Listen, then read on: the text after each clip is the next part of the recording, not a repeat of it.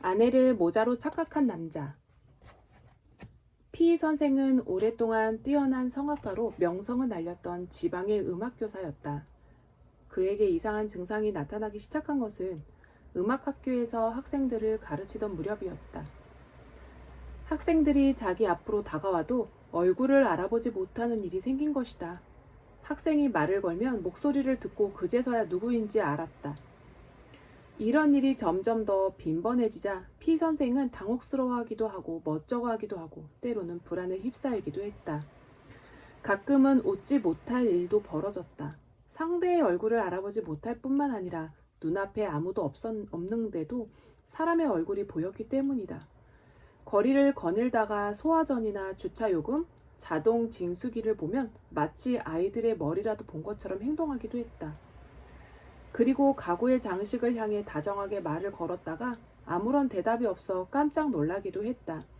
주변 사람들도 처음 한동안은 그가 착각을 일으키는 모습을 보고 웃어 넘겼다. 피 자신도 웃었다. 그에게는 남다른 유머 감각이 있었고 선문답처럼 들리는 역설과 과장이 그의 장기이기도 했기 때문이다. 음악적 재능도 여전히 눈부시게 빛을 발하고 있었다. 달리 아픈 데도 없었고 건강이 전보다 나빠진 것도 아니었다. 게다가 그의 실수들이 어찌나 익살맞으면서도 재기가 넘쳐 보였던지 심각하게 받아들이는 사람도 또 앞으로 뭔가 심각한 문제가 생기리라고 생각하는 사람도 없었다. 뭔가 문제가 있다는 생각이 들기 시작한 것은 그로부터 3년 후에 그가 당뇨병에 걸리고 나서부터였다. 당뇨병이 눈에 안 좋은 영향을 줄 수도 있다는 것을 알고 있었던 피 선생은 안과를 찾아가 진찰을 받고 자세한 검사를 받았다. 의사는 선생의 눈에는 아무런 이상이 없습니다. 하지만 시각을 담당하는 뇌 부분에 문제가 있네요. 저보다는 신경 전문의에게 가보세요. 라고 말했다. 피 선생이 나를 찾아온 것도 그 때문이었다. 일반적인 의미의 치매 증상이 없다는 것은 처음 만난 순간부터 바로 알 수 있었다. 그는 교양이 넘치는 매력적인 사람이었고 말도 또박또박 잘하는 데다 상상력과 유머 감각도 풍부했다. 그가 왜 나를 찾아왔는지 도무지 알다가도 모를 정도였다. 그러나 약간 이상한 점도 있었다. 나를 쳐다보면서 이야기하기는 했지만 뭔가가 이상했다. 뭐라고 딱 꼬집어 말할 수 없지만 내 느낌으로 그의 귀는 분명 나를 향해 주의를 기울이고 있었지만 눈은 아닌 것 같았다. 보통 평범하게 사람을 쳐다보는 그런 눈빛이 아니었던 것이다. 그의 시선은 한 곳에 고정되어 있지 않고 여기저기 옮겨 다녔다. 코, 오른쪽 귀, 뺨을 거쳐 다시 오른쪽 눈으로 마치 내 얼굴의 부분을 자세히 연구하는 것처럼 보였다. 그러나 내 얼굴의 전체적인 모양이나 표정 변화는 보지 않는 것처럼 보였다. 하지만 그런 사실을 그 당시에 정확하게 파악하고 있었는지는 자신할 수 없다. 그저 뭔가 조금 이상하다고 느낄 뿐이었다. 시선 처리와 표정이 남들과 약간 달랐던 것이다. 그는 나를 바라보고 아니 나를 훑어보고 있었다. 그런데 어디가 안 좋아서 오셨나요? 하고 묻자 그는 미소를 지으며 대답했다. 내가 보기에는 아무런 문제도 없어요. 하지만 다른 사람들은 내 눈에 뭔가 문제가 있다고 생각하는 것 같아요. 그렇다면 선생님께서는 아무런 시각적인 문제도 못 느끼신다는 말씀이신가요? 그럼요. 아무런 문제도 없어요. 하지만 가끔씩 실수는 해요. 잠깐 밖으로 나와 그의 아내와 이야기를 나눈 다음 다시 방으로 돌아와 보니 피 선생은 창가에서 평온하게 창밖을 주의 깊게 바라보고 있었다. 아니, 바라보고 있다기보다는 듣고 있었다. 차 다니는 소리가 들리네요. 저기 멀리서 기차 소리도 들리고요. 마치 교향곡처럼 들리지 않나요? 혹시 오네게르의 기관차 태평양 234호라는 곡을 아시나요? 정말로 멋진 사람이라는 생각이 들었다. 도대체 이런 멀쩡한 사람에게 어떻게 그렇게 심각한 문제가 생길 수 있는 걸까? 검사를 해보자고 하면 혹시 언제나 하지 않을까? 물론 그러셔야죠, 의사 선생님. 늘 하는 일상적인 검사인 근육 강도, 팔다리 협조 기능, 반사 반응, 피로도 검사 등을 하는 사이에 불안감은 조금 가라앉았다. 그 역시 마찬가지였을 것이다. 처음으로 이상한 점이 눈에 띈 것은 반사 반응을 검사할 때였다. 왼쪽 구두를 벗기고 열쇠로 발바닥을 긁자 작은 이상 징후가 나타난 것이다. 시시해 보일지는 몰라도 이것은 반사 반응을 검사할 때 반드시 해야 하는 과정 중 하나이다. 그런 다음 그에게 신을 신어도 좋다고 말하고 눈보개를 준비했다. 그런데 놀랍게도 그는 1분이 지나도록 신을 신지 않고 그대로 있었다. 좀 도와드릴까요? 뭘요? 누구를 도와주신다는 말씀이죠? 선생님이 신을 신는 건 말입니다. 신을 깜빡했군요. 그는 마치 독백이라도 한 듯 신하면 난감해했다. 나는 다시 말했다. 선생님의 신 말이에요. 조금 전에 벗어놓았던 신 말이에요. 그는 계속해서 아래쪽을 찾았지만 엉뚱한 곳만 열심히 보고 있었다. 그러다가 마침내 그의 시선이 자기 발에 가서 딱 멈추었다. 이게 내 신 맞죠? 내가 잘못 들은 것일까? 아니면 그가 잘못 본 것일까? 손을 자신의 발에 갖다 대며 이렇게 말한 것이다. 제 눈이 이게 제 신 맞죠? 아닌가요? 아닙니다. 그건 선생님의 발이에요. 신은 저쪽에 있어요. 그런가? 어쩐지 발인 것 같더라니. 농담을 하고 있는 걸까? 아님 미쳤을까? 아니면 정말 눈이 안 보이는 것일까? 이게 바로 그가 말하는 이상한 실수라면 그것은 내가 본 중에 가장 이상한 실수일 것이다. 더 이상 일을 복잡하게 만들고 싶지 않았던 나는 그가 그의 발을 신을 수 있게 도와주었다. 피 선생은 아무런 문제도 안 된다는 듯 태연했다. 아니, 오히려 즐기고 있는 듯 했다. 나는 다시 검사를 시작했다. 왼쪽에 놓인 물건을 못 보는 일이 가끔 있기는 했지만 시력은 바닥에 떨어진 바늘도 쉽게 찾아낼 수 있을 정도로 아주 좋았다. 그의 눈은 사물을 보는 데는 아무런 이상이 없었다. 그렇다면 무엇이 문제일까? 나는 내셔널 지오그래픽지를 펼쳐서 그에게 보여준 다음 그 잡지에 어떤 사진이 있는지 말해달라고 부탁했다. 그의 반응은 아주 이상했다. 그의 눈은 내 얼굴을 쳐다볼 때처럼 여기저기로 빠르게 옮겨다니며 각각의 세세한 특징을 잡아냈다. 그 중에서도 특히 밝게 빛나는 것이나 색채, 형태에 대해 민감한 반응을 보이며 설명을 했다. 그러나 결코 장면 전체를 파악하지는 못했다. 마치 레이더 화면이라도 확인하는 것처럼 사소한 것은 잘 보았지만 전체적인 것은 안중에도 없었다. 사진의 전체적인 인상에 대해서는 관심도 두지 않았던 말을 하려 들지도 않았다. 풍경이나 전체적인 장면은 전혀 이해하지 못했던 것이다. 나는 모래 언덕에 끝없이 펼쳐져 있는 사하라 사막의 사진이 실린 잡지의 표지를 보여주었다. 이 사진이 뭐로 보이시나요? 강이군요. 물 위로 테라스가 딸린 작은 집이 있고 사람들이 테라스에 나와 식사를 하고 있군요. 색색의 파라솔이 여기저기에 보이네요. 그는 표지에서 시선을 떼고 허공을 보면서 사진에 있지도 않는 것들을 꾸며대서 말하고 있었다. 사진에 있지도 않는가? 테라스 색색의 파라솔을 상상하고 있는 것 같았다. 그의 얼굴에 나타난 미소를 보면 알 수 있었다. 그는 검사가 다 끝났다고 여겼는지 모자를 찾기 시작했다. 그는 손을 뻗어 아내의 머리를 잡고서 자기 머리에 쓰려고 했다. 아내를 모자로 착각한 것일까? 그런데도 그의 아내는 늘 있어온 일이라는 듯 태어난 모습이었다. 내가 알고 있는 기존의 신경학적 지식으로는 도저히 설명할 수 없었다. 그는 어떤 면에서는 지극히 정상이었지만 또 어떤 면에서는 도저히 어떻게 손 써볼 도리도 없을 정도로 증세가 심각해 보이기도 했다. 아내를 모자로 착각할 정도인 사람이 어떻게 음악학교에서 학생들을 가르칠 수 있단 말인가? 생각할 시간이 필요했고 한 번 더 그를 만나봐야 했다. 그것도 그의 평소 모습을 가장 잘 볼 수 있는 곳, 바로 그의 집에서. 며칠 뒤 나는 피 선생의 집을 방문했다. 내 가방 안에는 시인의 사랑의 악보와 지각 검사에 필요한 여러 도구들이 있었다. 피 선생의 부인은 세기말의 베를린을 연상시킬 정도로 천장이 높은 방으로 나를 안내했다. 방 가운데에는 고풍스러운 베젠도르퍼 피아노가 자리 잡고 있었고 그 주변에는 악보대, 악기, 악보 등이 놓여 있었다. 책도 있고 그림도 있었지만 주인공은 뭐니 해도 음악이었다. 피 선생이 들어왔다. 그러나 정신은 딴 곳에 가 있는 것 같았다. 악수를 하려고 손을 내밀면서도 그는 자꾸만 커다란 벽 시계를 향해 가고 있었다. 그러다가 내 소리가 들리자 그제야 방향을 바로잡고 내게로 다가와 악수를 했다. 인사를 나눈 후 우리는 최근에 열렸던 연주회와 공연에 대해 잠시 이야기를 나누었다. 나는 약간 주저하며 그에게 노래를 한 곡 청했다. 시인의 사랑이군요. 그는 소리를 높였다. 그런데 어쩌죠? 이젠 악보를 읽을 수가 없어요. 의사 선생님께서 반주 좀 해주실 수 있나요?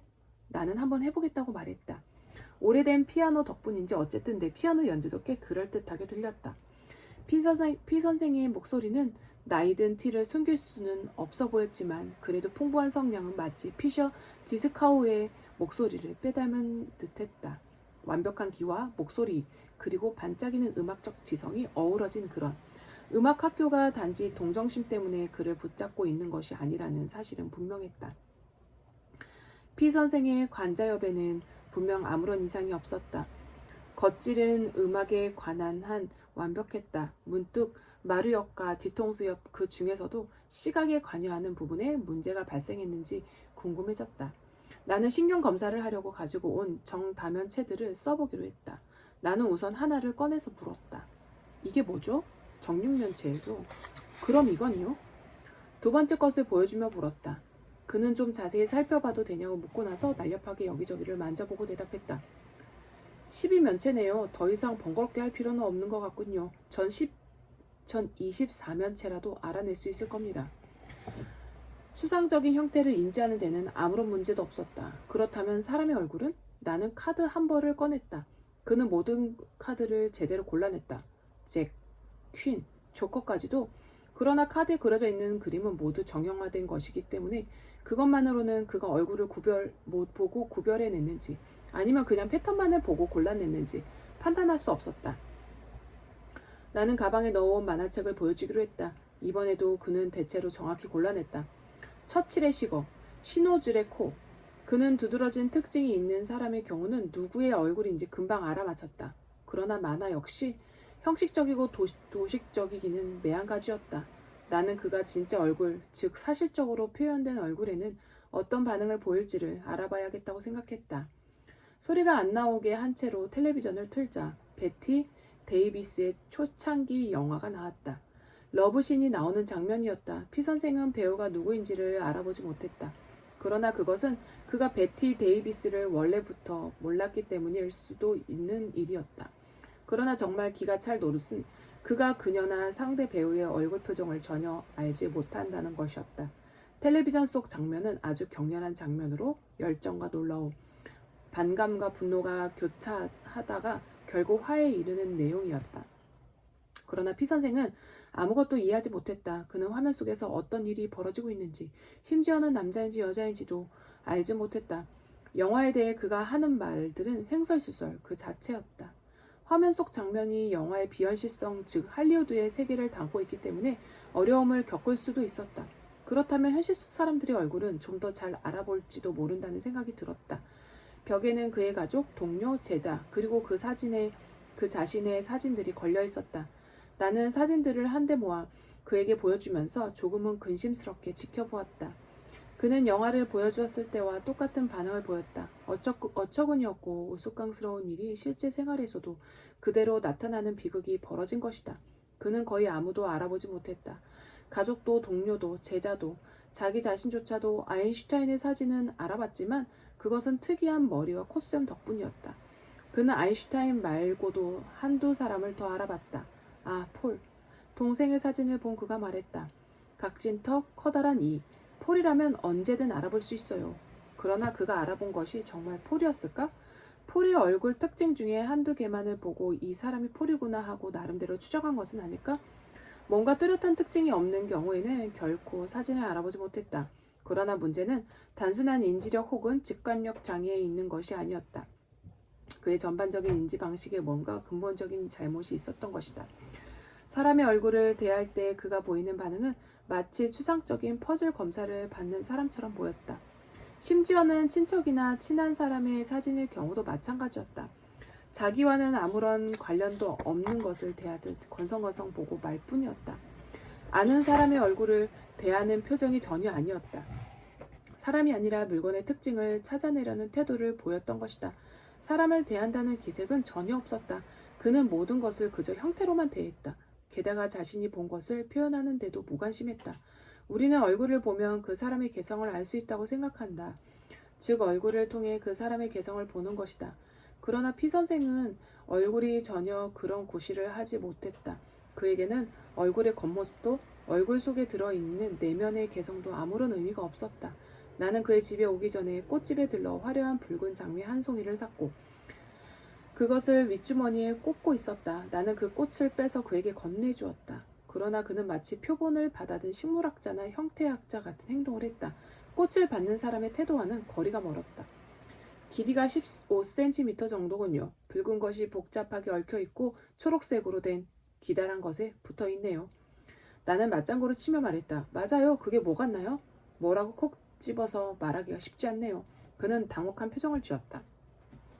플라토닉 다면체 같은 그런 단순한 대칭성은 없네요. 하지만 나름의 고차원적인 대칭성은 있을지 모르겠군요. 혹시 꽃일지도 모르겠네요.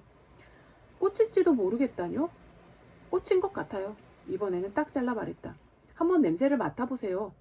내 말에 그는 다시 곤혹스러운 표정을 지었다. 고차원적인 대칭성을 냄새로 알아내리라는 말로 받아들인 모양이었다. 그러나 그는 점잖게 그것을 코에 갖다 댔다. 그의 얼굴에 갑자기 화색이 돌았다. 예쁘군요. 철 잃은 장미. 정말 천국 같은 향기예요. 그는 장미 백합 하고 흥얼거리기 시작했다. 시각이 아니라 후각을 통해 실체를 인식한 것처럼 보였다. 나는 마지막으로 한 가지 검사를 더 해보았다. 아직은 초봄이라 날이 추웠다. 나는 외투와 장갑을 소파에 벗어두었다. 나는 장갑을 들어올리며 뭐냐고 물었다. 조사해봐도 되겠습니까? 그는 장갑을 손에 들고 마치 기하학적인 형태를 조사하는 것처럼 자세하게 조사해 나갔다. 마침내 그가 입을 열었다. 표면이 단절되지 않고 하나로 이어져 있어요. 주름이 잡혀 있군요. 또 주머니가 5개 달려 있는 것 같군요. 말하자면 그가 주저하며 말했다. 맞습니다. 설명을 하셨으니 이제 그게 뭔지 말해보세요. 나는 조심스럽게 말했다. 뭔가를 넣는 물건인가요? 그래요. 그런데 뭘 넣는 거죠? 안에다 뭔가를 넣는 거겠죠? 피 선생은 그렇게 말하며 웃었다. 여러 가지가 가능할 것 같아요. 예를 들면 잔돈 주머니일 수도 있겠군요. 크기가 다른 5가지 동전을 집어넣는. 아니 어쩌면. 나는 말이 엉뚱한 대로 흐르는 것을 막았다. 뭔가 흔히 보는 것 같지 않나요? 몸의 일부를 넣는 것이라는 생각은 안 드시나요? 그의 얼굴에는 뭔가를 알아냈다는 기색이 전혀 보이지 않았다. 장갑을 보고 표면이 단절되지 않고 하나로 이어져 있다라고 말할 수 있는 아이는 단 하나도 없을 것이다. 그리고 아이는 장갑을 보면 그것이 손에 끼는 친숙한 물건, 즉 장갑이라는 것을 금방 알아차릴 것이다. 그러나 피 선생은 그렇지 않았다. 그는 어떤 물건 앞에서도 그것을 친숙한 물건으로 보지 않았다. 시각적인 면에서 볼 때 그는 생기가 없는 추상의 세계에서 길을 잃고 있었다. 현실의 시각 세계는 그에게 존재하지 않았다. 그에게는 현실의 시각적 자아가 없었다. 그는 사물에 대해 얼마든지 이야기할 수 있었지만 그것들을 있는 그대로 보지는 않았다. 휴링스 잭슨은 언어상실증이나 좌반구 장애 환자들은 추상적이거나 명제적인 사고 능력을 상실한 사람들이라고 말한다. 그는 그런 환자들을 개에 비유한다. 그러나 피 선생의 뇌는 기계처럼 정확하게 기능했다. 시각세계에 대해 무관심하다는 면에서 그는 컴퓨터와 똑같았다. 더 놀라운 점은 그가 중요한 특징이나 도식적인 연관관계를 토대로 컴퓨터와 똑같은 방식으로 세계를 구성해낸다는 것이었다. 얼굴의 부분을 그린 그림 세트를 이용해 범인의 몽타주를 만들 때처럼 그러나 도식은 현실과 전혀 대응하지 않더라도 나름의 의미는 가질 수 있다. 지금까지 내가 했던 검사로는 피 선생의 내면 세계에 대해서 아무것도 알 수 없었다. 그의 시각적 기억력이나 상상력에는 아직 아무런 이상이 없는 것일까? 나는 그에게 집 근처에 있는 광장을 북쪽에서부터 걸어온다고 상상하면서 거리에 보이는 건물들에 대해 말해달라고 부탁했다. 그러자 그는 오른쪽에 있는 건물들은 말했지만 왼쪽에 있는 건물에 대해서는 전혀 말하지 않았다. 그래서 이번에는 반대로 남쪽에서부터 걸어온다고 상상해보라고 했다. 그런데 이번에도 그는 자기의 오른쪽에 있는 건물들만을 말했다. 방금 전만 해도 생략했던 바로 그 건물들을 말이다. 그가 방금 전에 마음속으로 보았던 건물들을 이번에는 전혀 말하지 않는 것이다. 아마 그것들이 더 이상 보이지 않는 모양이었다. 그가 왼쪽에 있는 것을 보는데 어려움을 겪고 있다는 것, 즉 시각을 담당하는 내 부분에 어떤 장애를 가지고 있다는 것은 외적인 문제를 일 뿐만 아니라 내적인 문제이며 그것이 시각적 기억력과 상상력에도 영향을 끼치고 있다는 것만큼은 이제 명백해졌다. 좀 더 높은 수준에서 그의 내면에는 어떤 시각 세계가 펼쳐지는 것일까? 소설 속 등장인물들을 시각화하고 그들에게 생기를 불어넣는데 거의 환상적인 재능을 가지고 있는 작가인 톨스토이가 떠오른 나는 피 선생에게 안나 카레니나에 대해 질문해 보았다. 그는 소설 속에 나오는 사건들을 쉽게 기억해냈을 뿐만 아니라 줄거리도 속속들이 파악하고 있었다. 그러나 시각적인 특징이나 시각과 관련된 사건 그리고 시각적인 장면은 하나도 기억해내지 못했다. 그는 등장인물들이 한 말은 기억하고 있었지만 그들의 얼굴은 기억하지 못했다. 그는 소설에 나오는 인상적인 문장들을 말해줄 수 있냐는 물음에 그것들을 거의 단어 하나 틀리지 않고 정도로 정확히 기억해서 인용해냈다. 그럼에도 불구하고 시각적인 묘사에 대한 그의 인용은 공허했다. 그의 말에는 감각적이거나 상상적인 혹은 정서적인 현실감이 전혀 깃들어 있지 않았다. 다시 말하면 내면적인 인식 불능증에 걸렸다고 할 수 있었다. 그러나 모든 경우에 다 이런 장애가 발생한 것은 아니었다. 시각화 능력의 장애는 얼굴이나 장면의 시각화 또는 시각적인 면이 두드러지게 드러나는 이야기나 드라마의 경우에만 크게 드러났다. 그러나 도식과 관련된 시각화에는 아무런 손상이 없었다. 아니 더 강화되었다고 할 수 있다. 머릿속으로 체스 게임을 해보자 했을 때도 그는 체스판이나 말의 움직임을 머릿속으로 그리는데 아무런 어려움도 느끼지 않았다. 아니나 정도는 쉽게 이길 정도로 대단했다. 루리아는 자제츠키가 게임할 수 있는 능력을 완전히 상실했지만 생생한 상상력만큼은 조금도 손상되지 않았다고 말했다. 자제츠키와 피선생은 모두 똑같은 세계에 살고 있었던 것이다. 그러나 그둘 사이에 가장 안타까운 차이는 루리아가 말한 것처럼 자제츠키는 그 지옥 같은 상황에 굴복하지 않고 잃어버린 자신의 능력을 되찾기 위해 끈질기게 싸운 반면에 피선생은 그렇지 않았다는 것이다.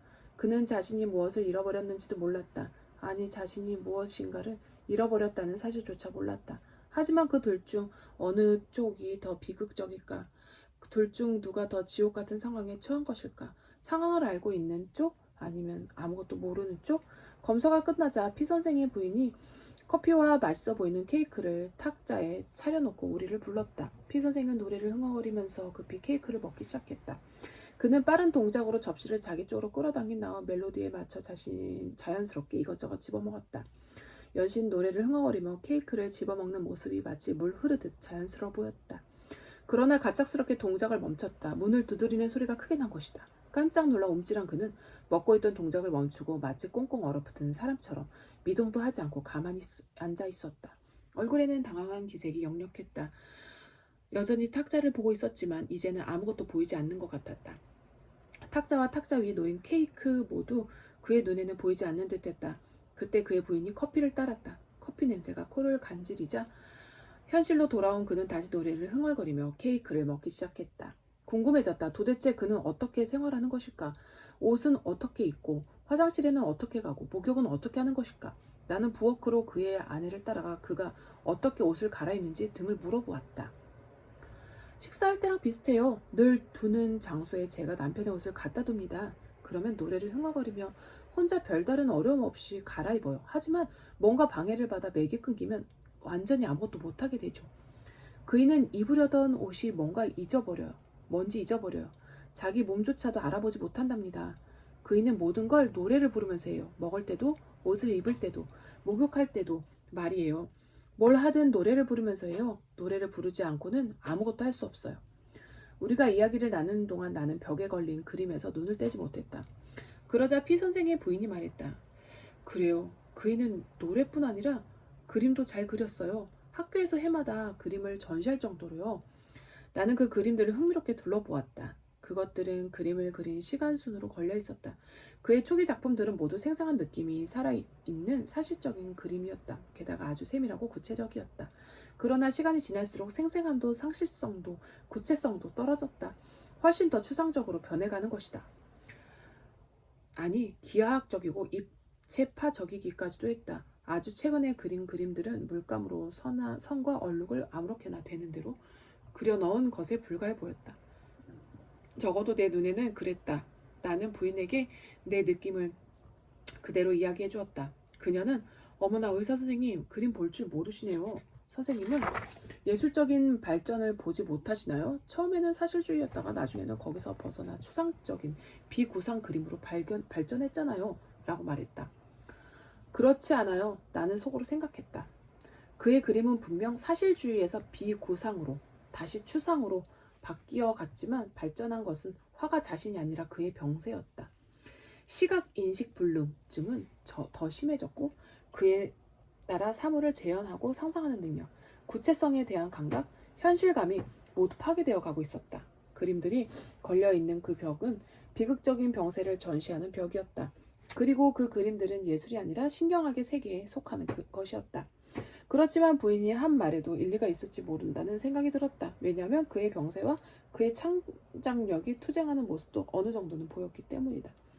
그리고 희미하게나마 그 둘 사이의 융합도 보였다. 아마도 그가 입체파로 기울었던 시기에 예술적인 발전과 병리학적 발전이 함께 이루어졌을 수도 있고, 그래서 그것들이 독창적인 형태를 만들어낸 것일 수도 있다. 왜냐하면 구체성을 잃어가면서 추상성을 얻었고, 그래서 선, 경계, 윤곽성 등 모든 구조적인 요소들에 대해 전혀 다른 감각을 발전시켰을지도 모르기 때문이다. 그리고 그것도 사실은 구체성 안에 있지만 쉽게 알아차리기 힘든 추상성을 포착해서 그려내는 피카소의 능력에 버금갈 정도로 말이다. 마지막 그림들에서 전율을 느끼기는 했지만 그림들 속의 혼돈과 시각인식 불능증의 흔적밖에는 보이지 않는다는 사실에는 변함이 없었다. 우리는 커다란 음악실로 돌아왔다. 베젠도르퍼가 한가운데 있었고 피 선생은 노래를 흥얼거리며 마지막 남은 과자를 먹고 있었다. 아, 섹스 선생님, 선생님께서는 절 아주 흥미로운 환자라고 생각하고 계시죠? 저도 인정합니다. 이제 거의 어디가 잘못되었는지 말씀해 주시고 조언도 해 주실 수 있겠습니까? 저로서는 어딘가 잘못된 건지 말씀드리고 없습니다. 다만 제가 보기에 좋은 점은 말씀드릴 수 있습니다. 선생님은 훌륭한 음악가이고 음악은 선생님의 삶 그 자체입니다. 만약 제가 처방을 내린다면 음악 속에 파묻혀서 생활하시기라고 하고 싶습니다. 이제까지 음악이 선생님 생활의 중심이었다면 이제부터는 생활의 전부라고 생각하고 지내시라고 말입니다. 그때가 4년 전이었다. 나는 그를 2번 다시 만나지 못했지만 그가 세계를 어떻게 이해했는지를 이따금 궁금해지곤 한다. 시각 능력을 완전히 상실하고 음악에만 의존해 살아가는 그에게 음악은 시각을 대신하는 것이었으리라고 나는 생각한다. 그는 자신의 몸조차 제대로 볼 수 없었지만 대신 음악에 맞춰 행동할 수 있었다. 바로 그 때문에 그는 동작을 자연스럽게 할 수 있었다. 그러나 내면의 음악이 멈추면 그는 당황해서 행동을 딱 멈추고 말았다. 그리고 그것은 외부 세계에 대해서도 마찬가지였다. 표상과 의지로서의 세계에서 쇼펜하우어는 음악을 순수 의지라고 불렀다. 그가 만약 피 선생 표상으로서의 세계를 완전히 상실했지만 음악 즉 의지로서 세계를 완전하게 파악하는 피 선생을 만났다면 얼마나 매료되었을까. 다행스럽게도 이 점은 끝까지 변하지 않았다. 질병의 점진적인 악화에도 불구하고 피 선생은 마지막 순간까지 음악을 가르치며 살았다. 뒷이야기. 피 선생이 장갑을 장갑으로 보고 판단할 수 없었다는 것을 어떻게 해석해야 좋을까? 비록 인지적인 가정은 잘했지만 인지적인 판단은 제대로 하지 못했다. 판단이란 것은 직관적이고 개인적인 동시에 종합적이고 구체적인 것이다. 우리는 사물을 접할 때 그것을 다른 것들과의 관계 속에서 본다. 피 선생에게 부족한 것은 바로 이 보는 능력, 즉 관계를 짓는 능력이었다. 시각 정보의 부족 때문이었을까? 아니면 시각 정보를 처리하는 데 문제가 있었기 때문일까? 그것도 아니라면 그의 태도에 문제가 있어서 자기가 본 것을 자기 자신과 연관시키지 못했던 것일까? 이러한 설명 혹은 설명 방식들은 서로 모순되는 것이 아니다. 그것들은 서로 공존할 수 있고 둘 다 사실일 수 있다. 그 점은 이미 고전적인 신경학에서도 암묵적으로 혹은 공공연하게 인정하고 있다. 시각의 기본 틀, 즉 시각 정보의 처리나 통합 능력에 생긴 결함을 원인으로 돌리는 것만으로는 부족하다고 본 메크레는 이를 암묵적으로 인정한 것이다. 그리고 추상적 경향을 거론한 골드스타인은 공공연하게 인정한 것이다. 그러나 추상적 태도라는 것은 범주화를 인정하는 것인데 이것은 피 선생의 경우에는 들어맞지 않았다. 그리고 아마 판단이라는 개념 일반에도 들어맞지 않을 것이다. 왜냐하면 피 선생에게는 추상적 경향이 존재했기 때문이다.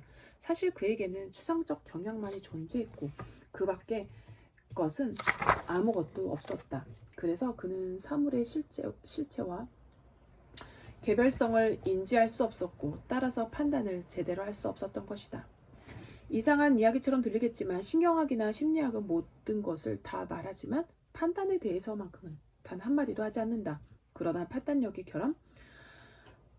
결함이야말로 수많은 신경 심리학적 장애의 핵심 가운데 하나이다. 특히나 이런 환자들의 경우에는 개별성을 인식하는 능력과 판단력이 거의 제한 수준에 가까울 수도 있는데도 신경심리학은 그에 대해 전혀 언급하지 않는다. 그러나 철학적인 의미에서 볼 때 판단이야말로 우리가 가진 능력 중에서 가장 중요한 능력이다. 동물의 경우 아니 인간의 경우라도 추상적 경향 없이 살 수는 있지만 판단 능력이 없다면 당장 사멸하고 말 것이다. 판단은 고등한 생활이나 정신을 유지하는 데 가장 중요한 기능임에도 고전적인 신경학에서는 무시되거나 잘못 해석되어 왔다.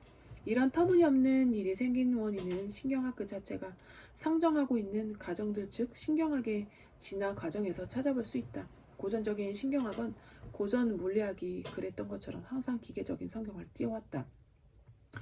뇌를 기계에 비유한 잭슨부터 컴퓨터에 비유하는 오늘날의 신경학자들이 이르기까지 물론 뇌는 하나의 기계이자 컴퓨터이다.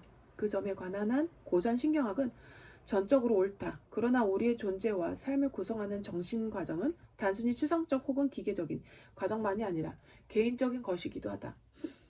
대상을 분류하고 범주화할 뿐만 아니라 판단하고 느낀다. 따라서 판단과 느낌을 배제한다면 우리는 피선생과 마찬가지로 일종의 컴퓨터 같은 존재로 전락하고 말 것이다. 따라서 느낌과 판단이라는 개인적인 것을 인지과학에서 배제한다면 그 역시 피선생과 똑같은 결함을 가지게 될 것이다.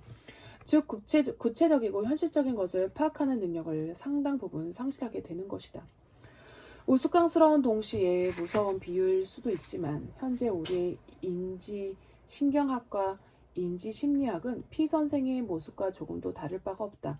지금 우리에게 필요한 것은 피선생이 그랬던 것처럼 구체적이고 현실적인 것이다. 그럼에도 우리는 그런 사실을 제대로 보지 못하고 있다. 우리의 인지과학 역시 피선생과 마찬가지로 시각인식 불능증에 걸려 있는 것이다. 따라서 피선생의 사례는 어떤 의미에서는 우리에게 던져진 하나의 경고이자 우화일 수도 있다. 판단이나 구체적인 것, 개별적인 것을 등한시하고 완전히 추상적이고 계량적으로만 변해가는 과학이 장차 어떻게 될지에 대한 경고 말이다. 나로서는 피치 못할 사정이 있기는 했지만 그렇다고 하더라도 피 선생의 예우를 계속 관찰해 더 실제적인 병리학적 연구를 진행하지 못한 일은 두고두고 아쉬운 일로 남는다. 피 선생과 같은 이상한 증상을 보이는 환자를 대할 때면 우리는 그러한 경우가 독특하고 유례없는 경우가 아닐까 하고 걱정한다. 그래서 우연히 1956년에 나온 브레인지를 읽다가 피 선생과 이상할 정도로 똑같은 사례를 발견했을 때 아주 큰 흥미로움과 반가움을 느꼈다. 아니 일종의 안도감까지 느꼈다. 이 학술지에 실린 사례는 신경정신학적으로나 현상학적으로나 피 선생과 비슷한 아니 거의 똑같은 증세를 보이는 환자에 관한 것이었다. 다른 점이 있다면 그 환자의 경우는 피 선생과 달리 머리에 심한 손상이 있다는 점과 생활 환경이 완전히 다르다는 점뿐이었다. 논문의 필자들은 이런 사례를 단 한 번도 보고 된 적이 없는 장애라고 했다. 그리고 내가 그랬듯이 그를 역시 자신들이 알아낸 사실들에 대해 무척 놀라워했다. 흥미를 느끼는 독자는 메크레와 트롤이 쓴 원 논문을 읽어보길 바란다. 여기서는 원문을 이용해 그 개요만을 간략하게 소개하기로 한다. 32세의 젊은 남자인 그 환자는 심한 자동차 사고를 당한 후 3주 동안 의식불명 상태에 있었다. 그는 사람의 얼굴을 알아보는데 심한 곤란을 느꼈다. 심지어는 아내와 아이들의 얼굴조차 알아보지 못했다. 그에게는 낯익은 얼굴이라고는 단 하나도 없었다. 그러나 그가 알아보는 얼굴이 셋 있었는데 그들은 모두 그의 직장 동료였다. 한 사람은 한쪽 눈을 심하게 껌뻑거리는 사람, 또 한 사람은 뺨에 커다란 점이 있는 사람, 마지막은 어찌나 키가 크고 삐쩍 말랐는지 도저히 다른 사람으로 혼동할 수 없는 사람이었다. 메크레와 트롤은 그 환자가 이들을 알아볼 수 있었던 것은 얼굴에 나타난 아주 두드러진 특징 때문이라고 설명했다. 일반적으로 그는 피 선생과 마찬가지로 목소리를 통해서만 사람을 알아보았다. 그는 거울에 비친 자기 얼굴조차도 제대로 알아보지 못했다. 맥크레와 트롤이 자신이 설명한 것처럼 처음 회복기에 그는 면도를 하려고 얼굴을 들여다보다가도 거울 속 얼굴이 자기가 맞냐고 묻곤 했다. 거울에 비친 것이 자기 자신의 얼굴이 분명하다는 사실을 알고 있으면서도 그는 얼굴을 찌푸려 보기도 하고 혀를 내밀어 보기도 하면서 한 번 더 확인하려 들었다. 얼굴 속의 얼굴을 자세히 관찰하는 일을 반복하면서 그는 느리게나마 그것이 자신의 얼굴임을 깨닫기 시작했다. 그러나 여전히 그전처럼 단숨에 알아보지는 못했다. 그는 머리와 얼굴의 윤곽선 그리고 왼쪽 뺨에 난 작은 점 2개를 확인하고 나서야 얼굴에 비친 것이 자기 자신의 얼굴임을 알았다. 그는 한번 힐끗 보는 것만으로는 눈앞에 있는 것이 무엇인지를 알지 못했다. 한두 가지 특징을 찾아낸 후 그것을 근거로 추측하는 식의 방법을 썼지만 터무니없이 빗나가는 경우가 많았다. 생명이 있는 대상인 경우에는 유독 어려움을 많이 겪었다. 반면 가위나 시계 혹은 열쇠처럼 틀에 박힌 형태를 가진 물체를 인식하는 데는 아무런 문제가 없었다. 맥크레와 트롤은 그 점에 대해 이렇게 설명했다. 공간에 관한 기억 능력은 이상했다. 뭔가 모순적인 것처럼 보였다. 그는 집에서 병원까지도 잘 찾아가고 병원 주변도 잘 돌아다녔지만 자기가 걸어온 길에 이름을 대지 못했다. 마치 지나온 길을 시각화해서 기억하는 것 같았다. 정말로 모순적인 일이었다. 그의 시각적 기억 능력은 사고가 일어나기 훨씬 전부터 이미 심각하게 손상되어 있었다. 사람들의 행동이나 버릇까지도 잘 기억했지만 외모나 얼굴은 전혀 기억하지 못했다. 심지어 그에게는 꿈속에서조차 시각적인 이미지가 등장하지 않는다는 것을 맥크레와 트롤은 자세한 질문을 통해 알 수 있었다. 따라서 피 선생과 마찬가지로 그 환자도 단순히 시각적인 인식 능력에만 문제가 생긴 것이 아니라 시각적인 상상력과 기억력, 즉 시각적인 재현의 기본적인 토대가 되는 능력이 손상된 것이었다. 적어도 개인적이고 친숙하고 구체적인 영역에서는. 마지막으로 재밌는 이야기 하나. 피 선생은 아내를 모자로 착각하기도 했지만 맥크레의 환자는 자기 아내를 전혀 알아보지 못했다고 한다. 그가 아내를 알아보기 위해서는 시각적으로 눈에 잘 띄는 뭔가 특징적인 것이 필요했다. 그것도 눈에 확 띄는 뭔가가. 예컨대 커다란 모자 같은 것 말이다.